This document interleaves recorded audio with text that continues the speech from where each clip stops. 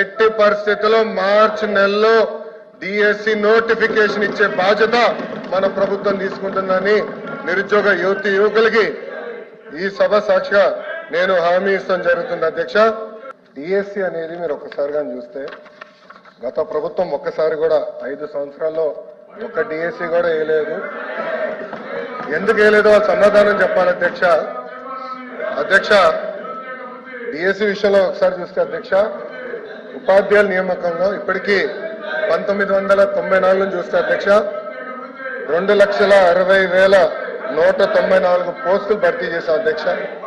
దాంట్లో అధ్యక్ష తెలుగుదేశం పార్టీ అధికారంలో ఉన్నప్పుడు 1,80,272 పోస్టులు భర్తీ చేస్తాం జరిగింది అధ్యక్ష. అంటే 70% టీచర్ పోస్టుల నియామకం ఒక తెలుగుదేశం పార్టీ హయాంలో జరిగిందని గౌరవ సభ్యులు ముందర తెలుసుకోవాల్సిన అవసరం ఉంది అధ్యక్ష.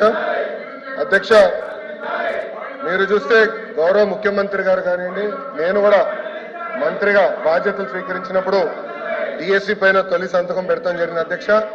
దాంట్లో భాగంగా 2/7/24కి టెట్ నిర్వహిస్తాం జరిగింది.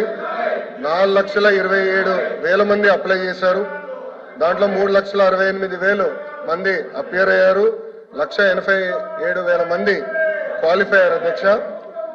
అధ్యక్ష, మీరు చూస్తే 3/10/24 నుంచి 21/10/24 వరకు టెట్ కూడా పూర్తి చేస్తాం జరిగింది అధ్యక్ష.